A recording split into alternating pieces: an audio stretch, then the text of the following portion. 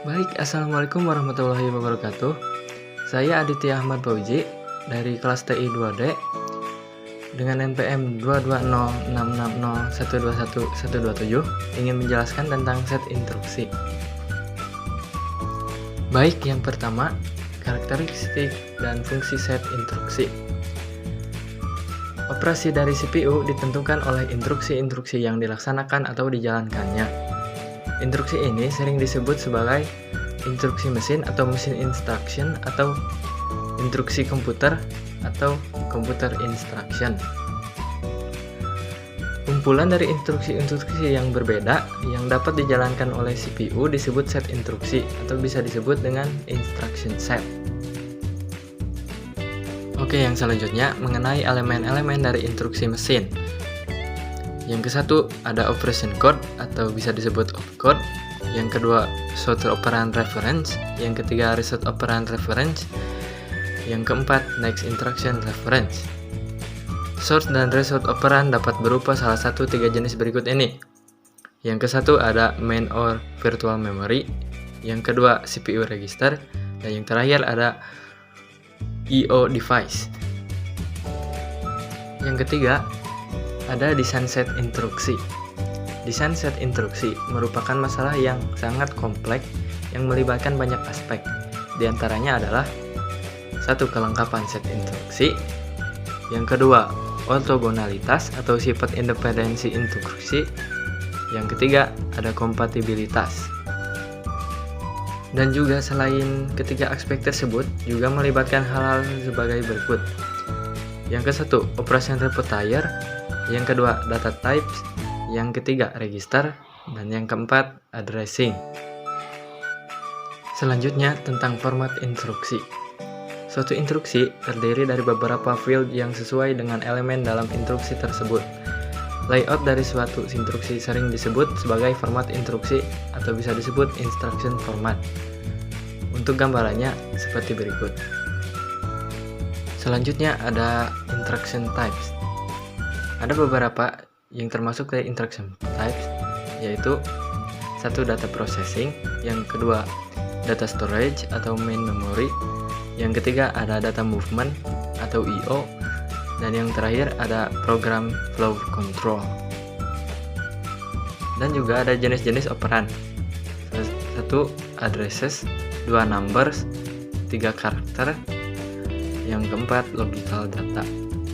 Oke, next tentang jumlah alamat atau dalam bahasa Inggris number of addresses. Salah satu cara tradisional untuk menggambarkan arsitektur prosesor adalah dengan melihat jumlah alamat yang terkandung dalam setiap instruksinya. Jumlah alamat maksimum yang mungkin diperlukan dalam sebuah instruksi ada 4. 1. 3 alamat. 2. 2 alamat. 3. 1 alamat. Dan 4. 0 alamat. Kalau menggunakan 3 alamat, format yang digunakan adalah hasil operan 1, operan 2. Dan set instruksi 3 alamat mempunyai beberapa instruksi tersebut. 1. Sub digunakan untuk mengurang, APY digunakan untuk mengalihkan, add digunakan untuk menambahkan, dan div digunakan untuk membagi. Kalau menggunakan 2 alamat terdiri atas operan 1, operan 2. Operan 1 merangkap sebagai hasil. Terus 1 alamat terdiri dari 1 alamat operan, hasil disimpan di akumulator atau bisa disebut AC. Misal, sub B mempunyai arti dalam algoritmik AC sama dengan AC kurang B, artinya kurangkan isi AC dengan isi register B, kemudian disimpan hasilnya di register AC. Dan yang terakhir, 0 alamat mempunyai bentuk umum opcode, terdiri dari semua alamat operan implisit disimpan dalam bentuk stack. Operasi yang biasanya membutuhkan operan akan mengambil isi stack paling atas dan di bawahnya. Misal, sub yang mempunyai arti dalam algoritmik stop sama dengan stop min 1 kurang stop. Artinya, kurangkan isi stack nomor 2 dari atas dengan isi stack paling atas. Kemudian simpan hasilnya di stack paling atas. Untuk mengoperasikan ada beberapa instruksi khusus stack, push, dan pop. Untuk studi kasusnya, kita akan menyelesaikan soal menggunakan keempat cara tadi.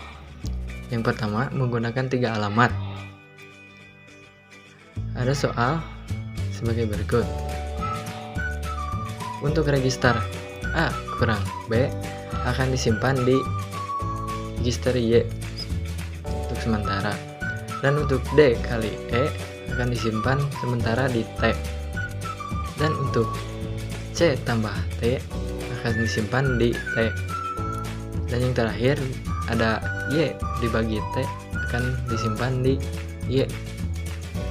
Dan untuk perintahnya, yang pertama ada sub Y, A, B, itu artinya Y sama dengan A kurang B.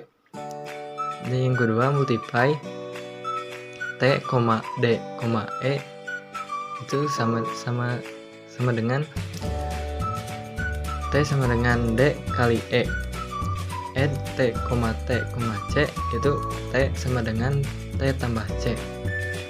Div Y, T, itu sama dengan Y sama dengan Y bagi T. Jadi untuk menggunakan 3 alamat, menggunakan 4 perintah. Selanjutnya menggunakan 2 alamat. Untuk soal seperti yang sebelumnya, caranya yaitu untuk register A nilainya dimasukkan ke dalam Y, maka perintahnya move Y, A. Dan yang kedua sub Y, B, yaitu Y sama dengan Y kurang B. Karena nilai A sudah dimasukkan ke dalam Y, maka itu sama aja dengan Y sama dengan A kurang B.